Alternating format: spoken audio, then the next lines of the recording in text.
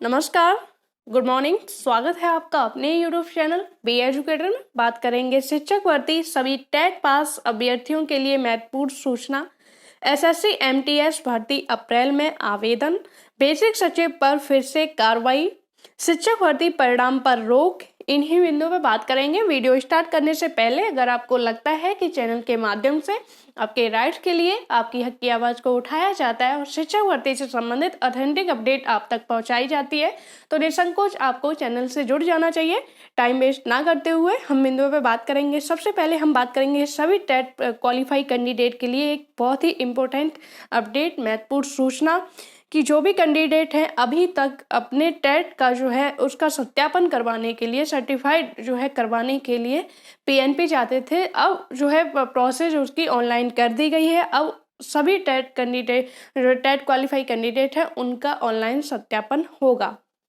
प्रयागराज परीक्षा नियामक प्राधिकारी कार्यालय की ओर से आयोजित उत्तर प्रदेश शिक्षक पात्रता परीक्षा यानी यूपी टीईटी और बीटीसी के अंक पत्रों का सत्यापन ऑनलाइन कराने के निर्देश दिए गए हैं। सचिव परीक्षा नियामक अनिल भूषण चतुर्वेदी ने गुरुवार को सभी जिला शिक्षा एवं प्रशिक्षण संस्थान डाइट और प्राचार्य को ये निर्देश जो है दिए हैं। बेसिक शिक्षा अधिकारियों को पत्र लिखा है कि टीईटी 2013, 14, 15, 16, 17, 18 तक जो कैंडिडेट हैं टेट क्वालिफाई उनके ऑनलाइन सत्यापन हो गए हैं। जो अब तक इसके 2018 के बाद जो कैंडिडेट बचे हैं उनका अतिशीघ्र ऑनलाइन के माध्यम से सत्यापन जो है कराया जाएगा। अब जो कैंडिडेट हैं उनको पीएनपी इलाहाबाद जाने की आवश्यकता नहीं है, आपका जो है सत्यापन ऑनलाइन ही हो जाएगा। टेट के सत्यापन के लिए किसी भी कैंडिडेट को जो है परीक्षा नियामक प्राधिकारी कार्यालय जाने की आवश्यकता नहीं है, अब वो सत्यापन आपका ऑनलाइन कराया जाएगा।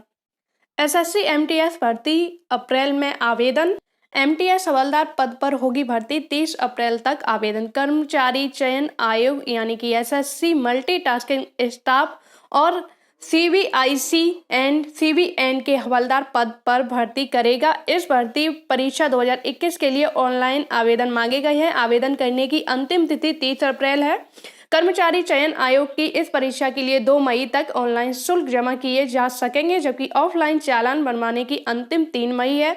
चालान के जरिए 4 मई बैंक के खुलने के समय तक शुल्क जमा किए जा सकेंगे। इसके बाद 5 से 9 मई के बीच अभ्यर्थी फॉर्म में शुल्क जमा कर संशोधन कर सकते हैं। इस भर्ती प्रक्रिया के लिए कंप्यूटर आधारित प्रथम प्रश्न पत्र की परीक्षा जुलाई में प्रस्तावित है। दूसरे प्रश्न पत्र की तिथि जल्द घोषित की जाएगी। आवेदन से संबंधित विस्तृत जानकारी कर्मचारी चयन आयोग की वेबसाइट पर उपलब्ध है। एमटीएस के पदों की संख्या अभी घोषित नहीं की गई है, जबकि हवलदार के पदों की संख्या 3603 पदों पर भर्ती होनी है। बात करेंगे बेसिक सचिव पर फिर से कार्रवाई। तो ये मैटर जो है एक लेडी टीचर से संबंधित है जिनका जो है जो स्थानांतरण के लिए अप्लाई किया गया था, लेकिन सचिव ने इस स्थानांतरण को जो है स्थगित कर दिया, जिसके खिलाफ जो टीचर्स थी वो न्यायालय में उन्होंने शरण ली और इसके लिए जो सचिव हैं उनको दोषी पाया गया।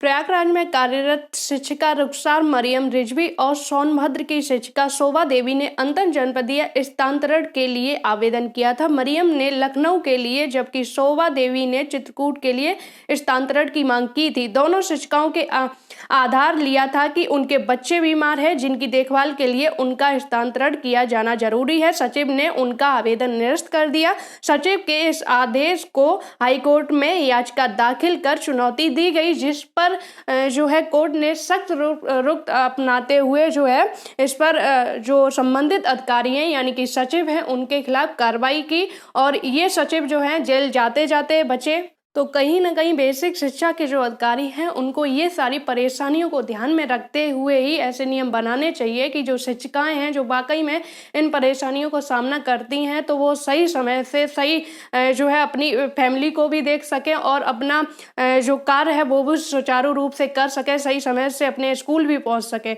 काफ़ी सारे मामले ऐसे आते हैं कि जहां पर शिक्षिकाओं को स्कूल जो है होम डिस्ट्रिक्ट ना मिलके वो अदर किसी डिस्ट्रिक्ट में रहती हैं, काफ़ी दूर रहती हैं, फिर सुबह निकलती हैं, यहाँ तक कि उनके बच्चे भी मतलब सही से उनका जो एक होना चाहिए माँ का दायित्व वो भी निर्वाह नहीं कर पाती हैं। बात करेंगे शिक्षक भर्ती परिणाम पर रोक। तो शिक्षक भर्ती परिणाम जो है इसकी न्यायालय ने जो है इस पर पूर्ण तरीके से रोक लगा दी गई है कि न्यायालय की बिना परमिशन के, बिना उसकी जो है परमिशन के रिजल्ट डिक्लेयर नहीं किया जा सकता। असिस्टेंट प्रोफेसर भर्ती परीक्षा परिणाम पर रोक। इलाहाबाद हाई कोर्ट ने अभ्यर्थियों की ओर दाखिल याचिका की गई याचिका। इलाहाबाद हाई कोर्ट ने उच्चतर शिक्षा सेवा चयन आयोग की रसायन विज्ञान की असिस्टेंट प्रोफेसर भर्ती परीक्षा परिणाम की घोषणा पर रोक लगा दी है। कोर्ट ने कहा है कि बिना उसकी अनुमति के परिणाम घोषित नहीं किए जाएंगे। यह आदेश न्यायमूर्ति सिद्धार्थ के सुभाष चंद्र श्रीवास्तव व 10 अंतर पर याचियों की ओर से आपत्ति उठाई गई है। याचियों की ओर से अधिवक्ता प्राणेश मिश्रा और अमित कुमार त्रिपाठी ने कहा कि 15 मार्च को पहली सुनवाई हुई, जिसमें आयोग ने 23 मार्च को जवाब दाखिल करने के लिए कहा गया था, लेकिन उसकी ओर से आज तक जवाब दाखिल नहीं किया गया है। वह 25 मार्च को साक्षात्कार लेने जा रहा है।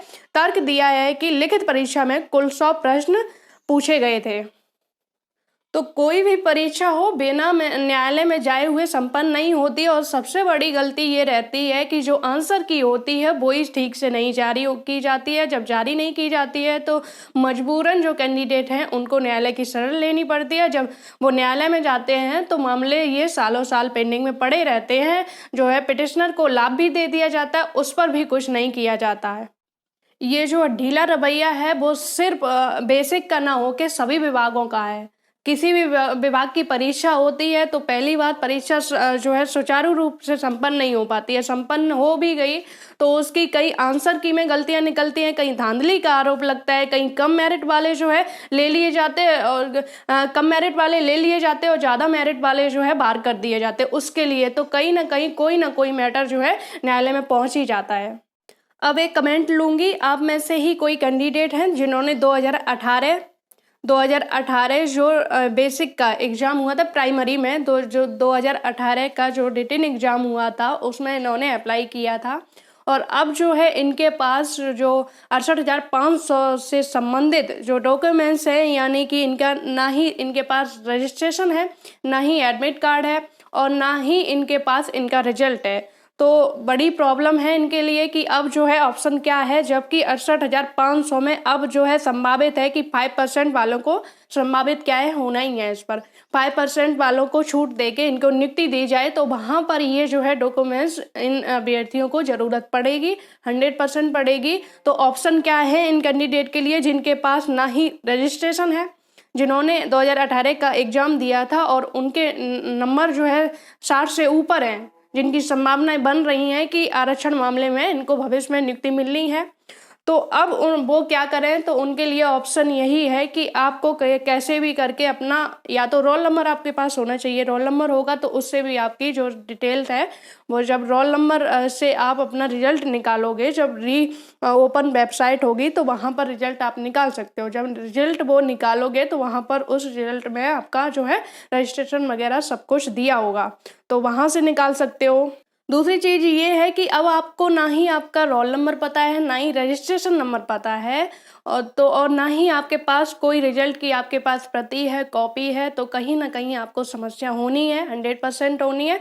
तो उसके लिए 1-2 ही ऑप्शन है, उससे ज़्यादा अगर आप चाहते हो कि PNP जाके जो है आप निकलवा सको तो ऐसा कुछ नहीं है। जब आपके पास आपका जो है पूरा डेटा नहीं है, इंफॉर्मेशन नहीं है कि रजिस्ट्रेशन क्या था, रोल नंबर क्या था, तो PNP भाई नहीं रख सकती। वो एक विभाग है, उसका काम होता है रिजल्ट वगैरह जारी करना। किसी पर्टिकुलर आप सोच रहे हो कि हम अपना जाके वहाँ से रजिस्ट्रेशन निकलवा सकें, वहाँ से रिजल्ट निकलवा सकें, ऐसा नहीं हो सकता। वो तो जब वेबसाइट ओपन होगी वहीं से आप निकलवा सकते हो। उसके लिए आपको चाहिए कि जब आपने 2018 का जो एग्ज़ाम दिया था, यानी कि रिटन एग्ज़ाम दिया था 68,500 का, वहाँ पर आपको जो क्वेश्चन पेपर मिला होगा, उस क्वेश्चन पेपर में आपने वहाँ पर कुछ डिटेल्स मांगी जाती हैं, वहाँ पर आपने अपना रोल नंबर भी फिल किया होगा, रोल नंबर फिल किया होगा आपकी, उसमें ये भी होगा कि आपकी बुकलेट सीरीज कौन रही, तो वहाँ से आप ले सकते हो। जाहिर सी बात है कि जो है कुछ रजिस्ट्रेशन जल गए, आपका एडमिट कार्ड जल गया, लेकिन हो सकता है कि आपके पास आपका जो पेपर रखा हो, आप उसमें से देख के वो अपनी डिटेल्स ले सकते हो। कोई भी एक चीज़ आपको मालूम पड़ जाए, चाहे आपका रजिस्ट्रेशन आपको मालूम पड़ जाए, तब भी आप डिटेल्स पूरी निकाल सकते हो। अगर आपका जो है रोल नंबर आपको मालूम पड़ जाए, तब भी आप पूरी डिटेल्स दोबारा ले सकोगे।